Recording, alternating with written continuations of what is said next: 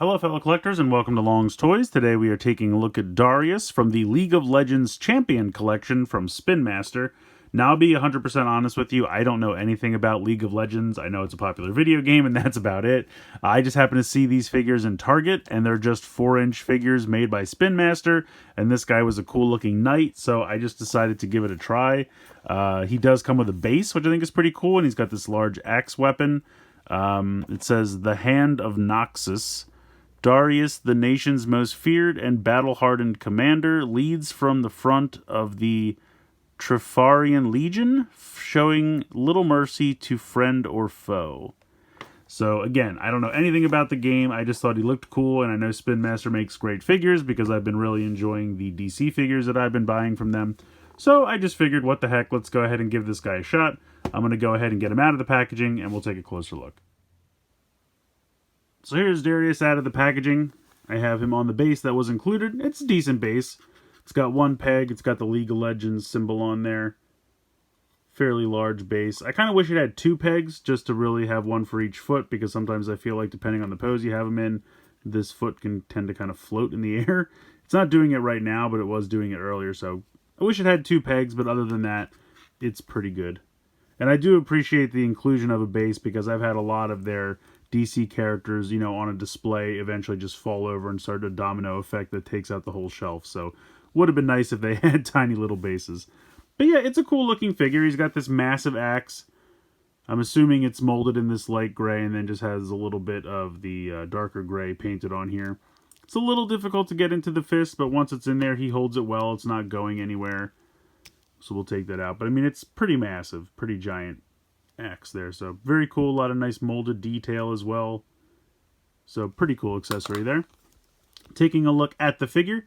Again, I don't know anything about the game, so I'm not sure if this is like a very important character in the game or who this guy is really in general, but the face sculpt I think looks pretty good. He's got the scar over his left eye there, which I think is kind of neat. Got some spiky hair there. He's got these massive shoulder pads. Now, you have a little bit of head articulation. You can look side to side. The way the shoulder pads are done, they're very nicely detailed and painted. You've even got some like scuffs and cracks in the armor and everything. But they're attached to the arms. So it's great for arm movements front to back because it, you know, moves them around. But there is a hinge in the shoulder as well, which might as well be non-existent because the shoulder pads are so big that they do hinder pretty much all of the hinge shoulder articulation. Now, he's got a hinge and movement here in the elbow, which is nice. And he's got some really nice detailed and painted armor here on his gauntlet. No movement in the wrist, just like with the DC figures. That's one solid piece. So that is just a shame. It's a little short-sighted that you really can't get anything out of the hinge there in the shoulder just because of how big these shoulder pauldrons are. You also have this joint here in the torso that it can move a little bit front to back, a little bit side to side, but not very much. It kind of just feels like a pointless joint because it really doesn't do anything. It doesn't really give you much to work with there. So it exists, but there's not really much going on there. In the hip, you can kick out pretty far. You can kick forward pretty far. The way the armor is molded here on the back, it's going to hinder it from going back too far, but I think it all looks really good. All of the armor is really nicely detailed. You do have a thigh swivel, as you can see. You have a knee bend, as well as a rotation underneath the knee. And then from here down is one solid piece. But again, all of the armor looks really good. Very solid design. Very cool, very nice color scheme. Very nice detail molded in. I really like the look of that. He's got some softer plastic here for the cape on the back. And this sash that hangs down in the front. So all in all, I think he looks great. I think everything about him design-wise, you know, all the molded in detail, the paint applications, everything looks good. My really only problems with the figure, you have this diaphragm cut here that doesn't really do much because it's very limited. And then attaching the shoulder pads to the arms really just completely killed all of the hinge articulation in the shoulder. You can still rotate, no problem, but you really can't get anything out of those hinges, which is a shame. Other than that, he's a fun little figure. Put him back on the stand here. Now, I think these are like $1 or so more than the DC figures because they are kind of a little bit bulkier, with a little bit more paint applications and things like that, so I get it.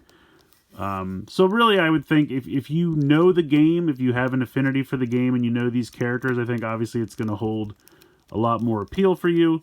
But even if you're just looking for like a fun knight character, I'm trying to get this back into his hand. As you can see, it's a little difficult just because, there we go. That thumb really sticks out there. But once he gets it in, it's very solidly in there. It's not going anywhere, which is nice. But as I was saying, if you're a fan of the game, you know, I can understand why you'd want to pick this one up. If you just want a cool, you know, 4-inch knight character, I think he looks pretty cool. I think it was around $10 maybe, or $9, but the DC ones are $8, I think. So it is probably $1 or $2 more. But you get the nice base, and there's a ton of molded in and painted detail on this figure. I really just wish those shoulder pads didn't hinder the shoulder articulation so completely. That's really my only complaint with the figure. Other than that, I think he looks cool. You know, he definitely reminds me of like a Warcraft character or something like that. So, but like I said, I'm just not really familiar with League of Legends, but I just saw this guy and I thought he looked neat and it was only $10, so I decided to give it a shot.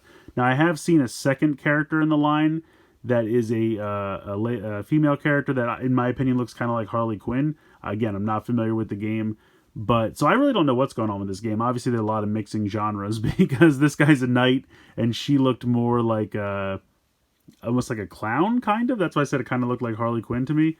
I think her name was Jinx, if I'm not mistaken.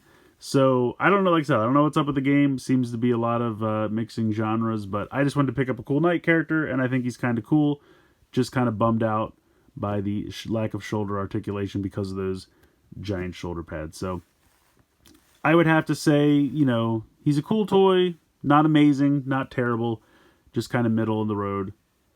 So your mileage will vary. But let me know what you guys think in the comments below. Please like, share, and subscribe. Hope you guys enjoyed the video. And as always, thanks so much for watching.